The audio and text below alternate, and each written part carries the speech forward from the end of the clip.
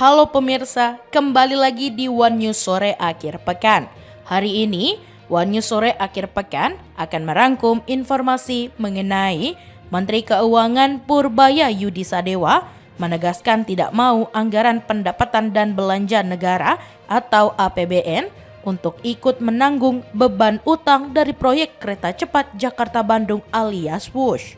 Purbaya mengatakan Badan Pengelola Investasi Danantara sebagai holding BUMN seharusnya bisa mengelola itu karena defendant sudah masuk ke kasnya. Berita selanjutnya, Ketua Umum PSSI Erick Thohir mengucapkan permohonan maafnya usai Timnas Indonesia tak lolos ke Piala Dunia 2026. Timnas Indonesia harus menelan kekalahan saat melawan Irak di laga kedua Grup B putaran keempat kualifikasi Piala Dunia 2026. Pemirsa, inilah One News Sore Akhir Pekan selengkapnya.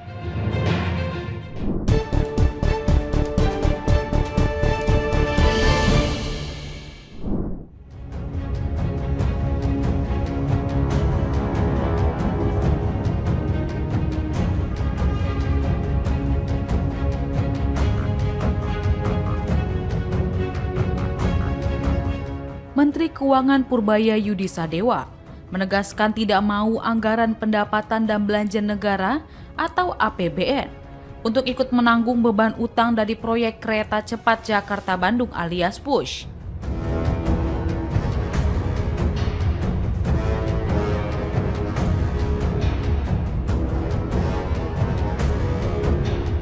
Purbaya mengatakan Badan Pengelola Investasi Danantara sebagai holding BUMN seharusnya bisa mengelola itu karena dividen sudah masuk ke kasnya.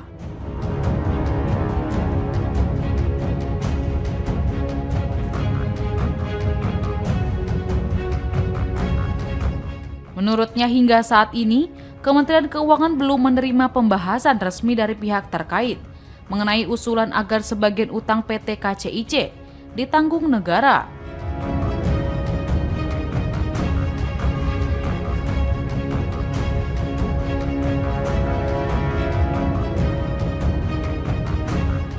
Kendati begitu, Purbaya menilai tidak adil jika APBN harus ikut menanggung utang WUSH.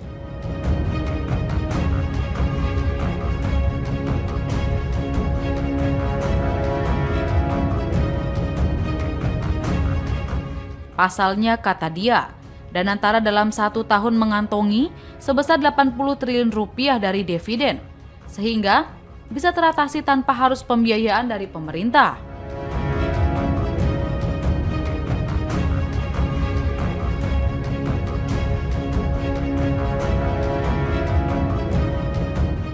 Purbaya juga mengingatkan agar pengelolaan antar sektor swasta dan pemerintah tidak tumpang tindih.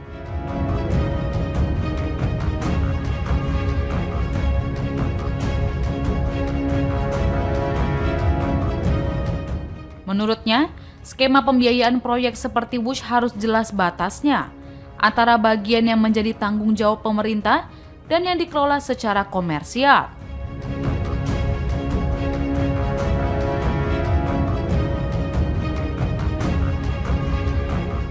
Di sisi lain, Chief Operating Officer Danantara Doni Oskaria menyebut pihaknya tengah menyiapkan sejumlah skema restrukturisasi utang KCIC.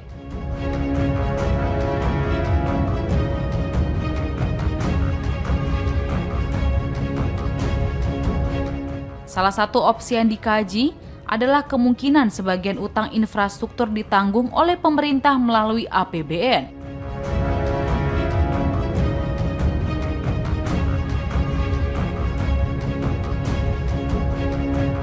Dalam skema tersebut, infrastruktur KCIC bisa diserahkan kepada pemerintah, sehingga KCIC hanya berperan sebagai operator tanpa kepemilikan aset atau aset light.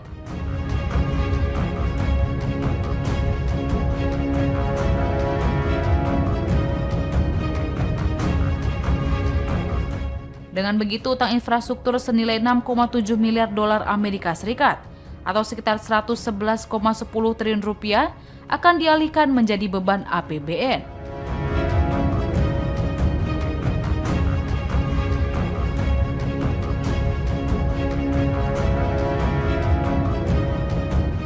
Kemudian Doni menjelaskan alternatif lainnya, pemerintah mengambil alih pengelolaan infrastruktur melalui skema Badan Layanan Umum.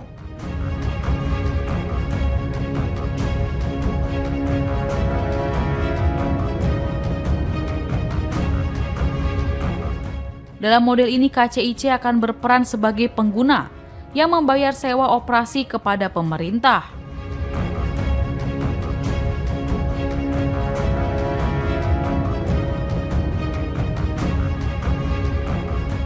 Sebagai informasi, proyek kereta cepat Jakarta-Bandung yang resmi beroperasi sejak 2 Oktober 2023 mengalami pembengkakan biaya atau cost overrun sebesar 19,54 triliun rupiah.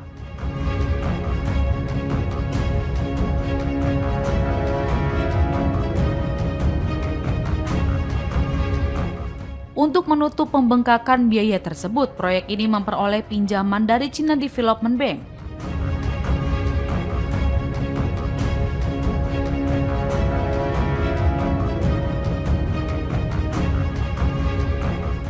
Senilai 230,99 juta dolar Amerika Serikat dan 1,54 miliar renminbi dengan total setara 6,98 triliun rupiah.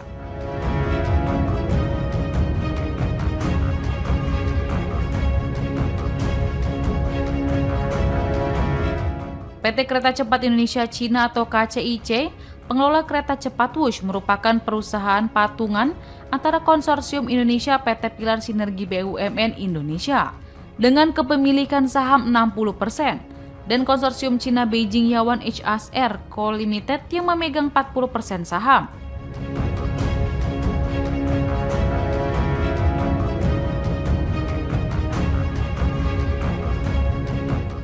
Proyek ini memberikan tekanan besar terhadap kinerja keuangan PT KAI Persero.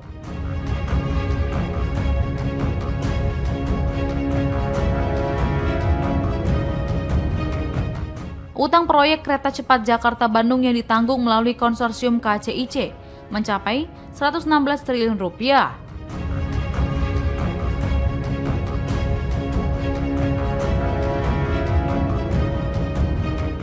Jumlah tersebut sudah termasuk pembengkakan biaya dan menjadi beban berat bagi PT KAI dan KCIC yang masih mencatatkan kerugian pada semester 1 tahun 2025.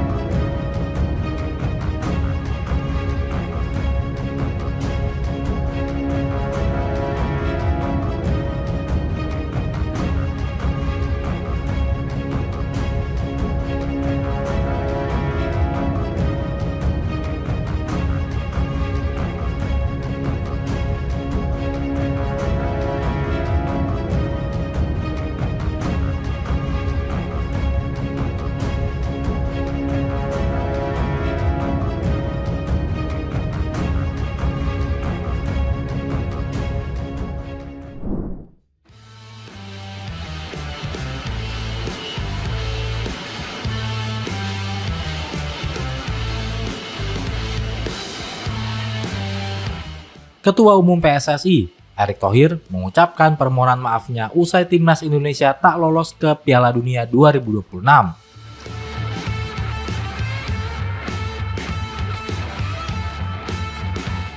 Timnas Indonesia harus menelan kekalahan saat melawan Irak di laga kedua Grup B, putaran keempat kualifikasi Piala Dunia 2026.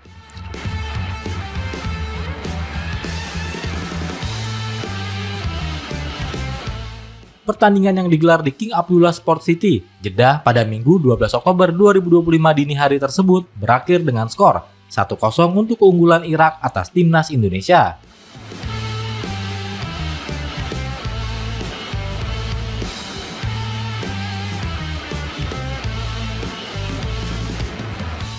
Timnas Indonesia yang membutuhkan kemenangan sebenarnya tampil baik sepanjang pertandingan.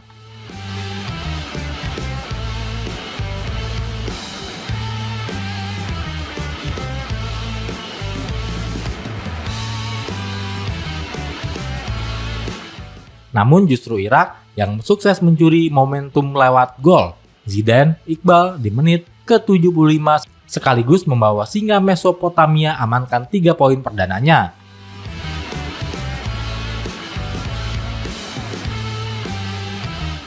Kekalahan ini menjadi yang kedua setelah sebelumnya skuad Garuda juga mengalami kekalahan atas Arab Saudi dengan skor 2-3. Kehilangan poin di dua laga membuat timnas Indonesia berada di posisi juru kunci klasemen grup B dengan torehan 0 poin.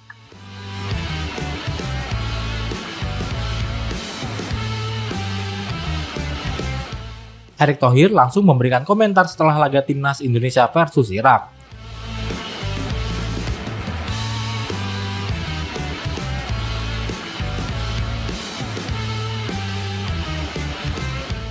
Mantan Menteri BUMN itu memberikan apresiasi setinggi-tingginya kepada para pemain, ofisial, dan supporter yang hadir melalui Instagram pribadinya.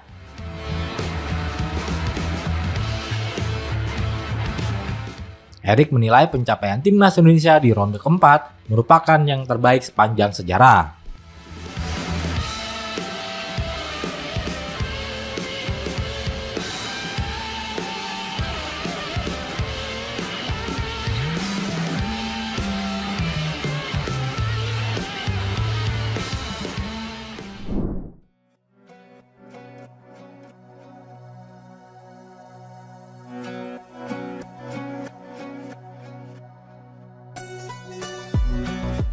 Sosok Menteri Keuangan Purbaya Yudi Sadewa kini tengah menjadi perhatian masyarakat.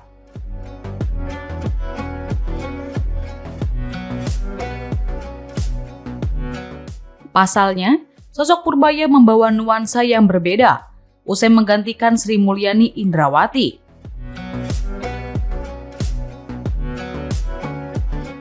Baru sebulan menjabat, Purbaya langsung membuat sederet gebrakan hingga bikin masyarakat heboh.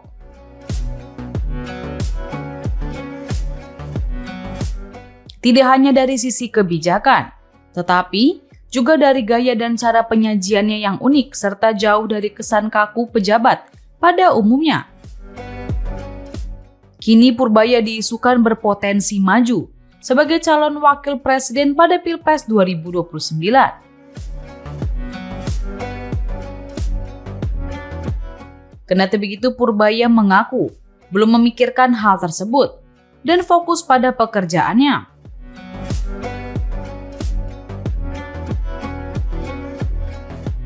Ia juga mengaitkan peningkatan popularitasnya dengan membaiknya kondisi ekonomi.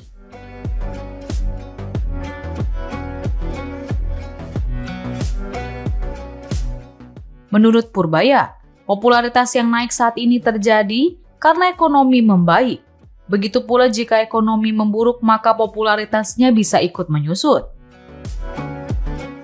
Sebelumnya, Purbaya mengatakan sudah ada hasil dari kinerjanya sebagai bendahara negara selama sebulan menjabat di pemerintahan Presiden Prabowo Subianto. Ia menjabat sebagai Menteri Keuangan pada 8 September 2025, menggantikan Sri Mulyani Indrawati.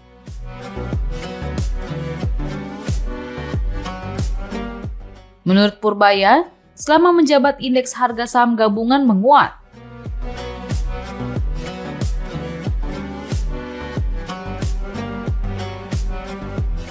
Saat awal ia menjabat, IHSG masih di level 7.766,8 dan saat ini di kisaran 8.100. Di samping itu, Purbaya mengatakan, selama sebulan menjabat optimisme masyarakat terhadap pemerintah juga pulih. Kondisi ini, kata dia, ditandai dengan menurunnya aksi demonstrasi di masyarakat.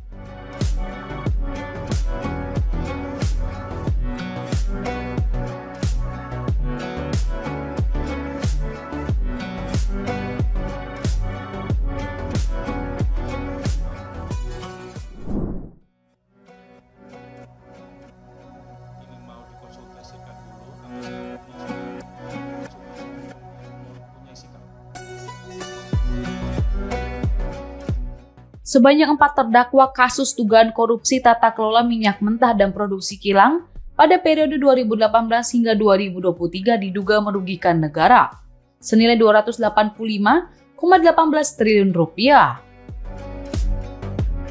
Hal ini disampaikan dalam sidang pembacaan surat dakwaan di Pengadilan Tindak Pidana Korupsi atau Tipikor pada Pengadilan Negeri Jakarta Pusat. Keempat terdakwa tersebut yakni Direktur Utama PT Pertamina Patraniaga tahun 2023 Rifasya Haan, Direktur Pemasaran Pusat dan Niaga PT Pertamina Patraniaga tahun 2023 Maya Kusuma, Vice President Trading Produk Pertamina Patraniaga Edward Kord periode tahun 2023 hingga 2025, serta Direktur Feedstock and Product Optimization PT Kilang Pertamina Internasional periode tahun 2022 hingga 2025 Sani Dinar Saifuddin. Jaksa Penuntut Umum atau JPU menjelaskan, dalam pengadaan impor produk kilang atau bahan bakar minyak atau BBM, keempat terdakwa telah memperkaya perusahaan di Singapura hingga 5,7 juta dolar Amerika Serikat. Selain itu, dalam penjualan solar non-subsidi, perbuatan para terdakwa telah memperkaya 14 korporasi lainnya senilai 2,54 triliun rupiah. Dengan demikian, kerugian negara yang ditimbulkan dalam kasus tersebut sebesar 285,18 triliun rupiah. JPU memperinci kerugian negara meliputi kerugian keuangan negara sebesar 2,73 miliar dolar Amerika Serikat dan 25,44 triliun rupiah.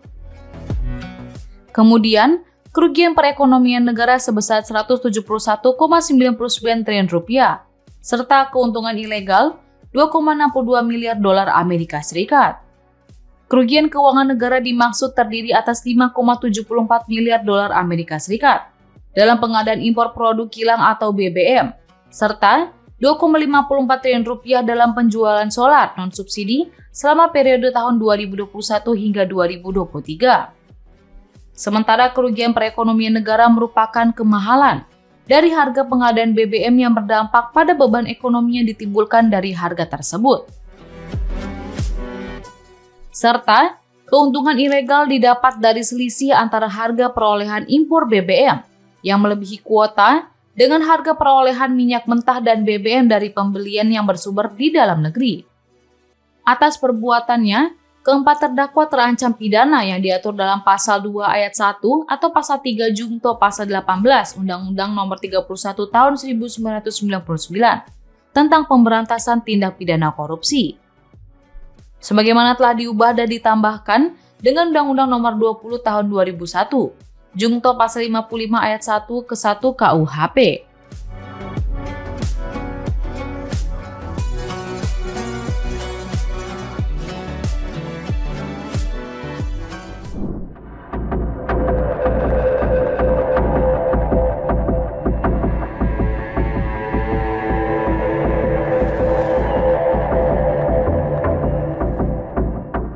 Perusahaan SPBU swasta seperti Shell, Exxon, hingga BPAKR mendatangi kantor Kementerian Investasi dan Hilirisasi pada Selasa, 7 Oktober 2025 lalu. Kedatangan mereka membahas terkait kepastian investasi di tengah kelangkaan BBM di SPBU swasta. Menteri Energi dan Sumber Daya Mineral atau SDM Bahlil Lahadalia lantas merespons hal itu sekaligus membantah menghalang-halangi investasi SPBU swasta di tanah air. Menurutnya, pemerintah telah menambah kuota impor menjadi 110% untuk tahun 2025 dibandingkan tahun 2024. Adapun tahun ini SPBU swasta diminta bekerja sama dengan Pertamina untuk mengatasi kekosongan stok BBM.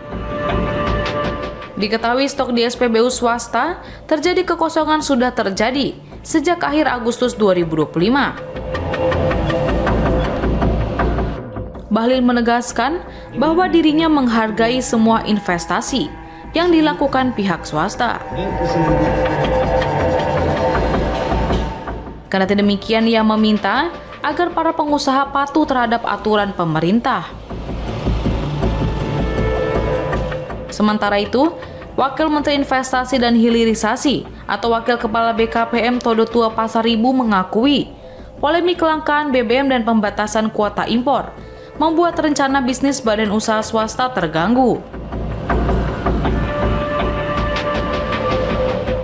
Namun ia mengingatkan bahwa Kementerian SDM perlu juga menyesuaikan neraca impor. Meski begitu, Todo Tua memastikan rencana investasi badan usaha swasta tetap berjalan sesuai rencana. Ia menyebut pertemuan dengan perwakilan SPBU swasta membahas isu kelangkaan BBM. Todo Tua menegaskan bahwa negara tetap hadir untuk mencari solusi atas permasalahan BBM ini, termasuk dalam konteks kolaborasi dengan Pertamina.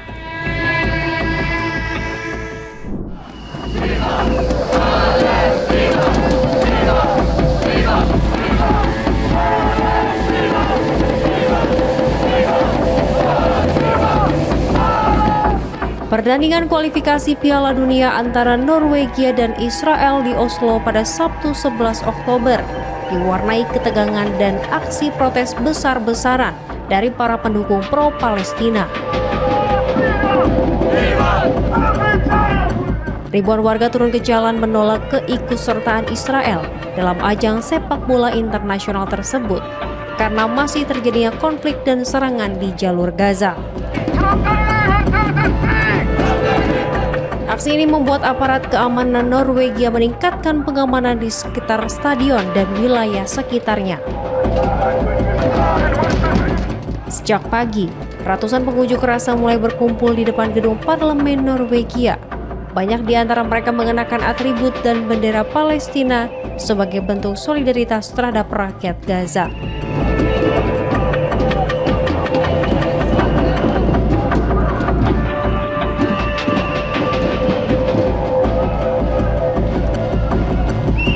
Massa kemudian berbaris menuju Stadion Al-Fal sambil membawa spanduk dan menyalakan suar, menyerukan agar Norwegia menolak bermain melawan Israel.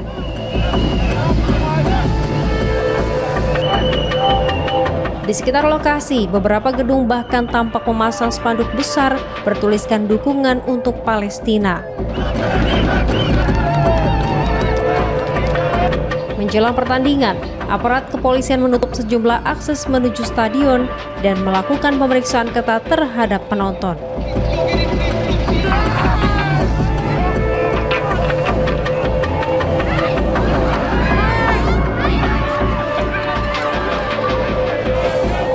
Suasana semakin tegang ketika sebagian demonstran mencoba menerobos barikade keamanan. Polisi akhirnya menembakkan gas air mata untuk membubarkan massa, sementara beberapa orang dilaporkan ditangkap karena dianggap memprovokasi dan melanggar aturan keamanan. Ketegangan ini terjadi di tengah meningkatnya kecaman dunia terhadap serangan Israel di jalur Gaza yang telah menewaskan puluhan ribu warga Palestina sejak Oktober 2023. Meski telah diumumkan adanya kesepakatan damai sementara, situasi di Gaza masih memanas dan aksi protes di Oslo mencerminkan meningkatnya solidaritas internasional terhadap penderitaan rakyat Palestina.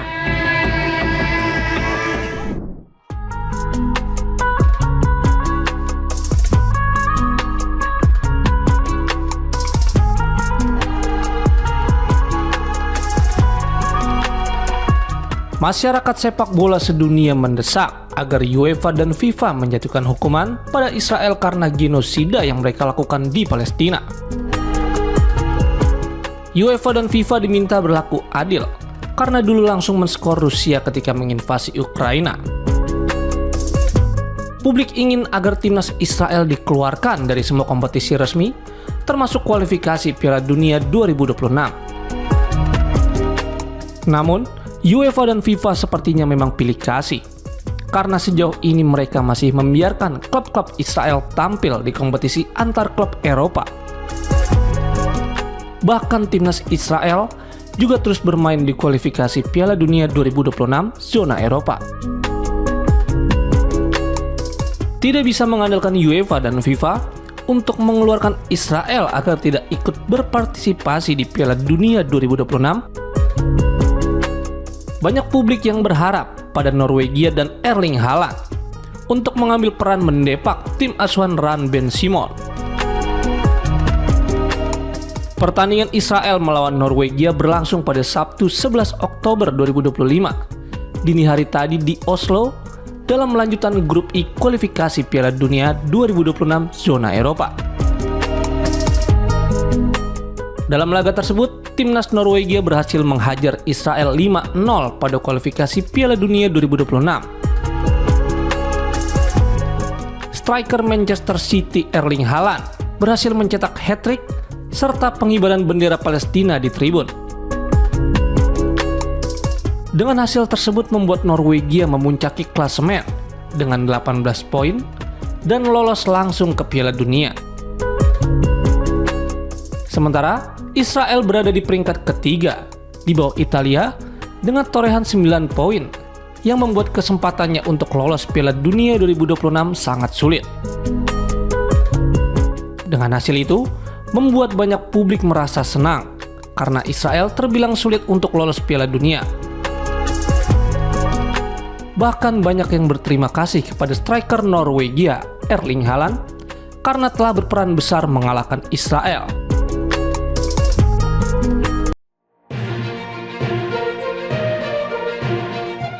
Demikian informasi yang dapat kami sampaikan pemirsa. Terima kasih telah bergabung bersama kami. Sampai jumpa di One News Sore akhir pekan berikutnya. Setiap pukul 7 malam hanya di kanal YouTube TV One Newscom.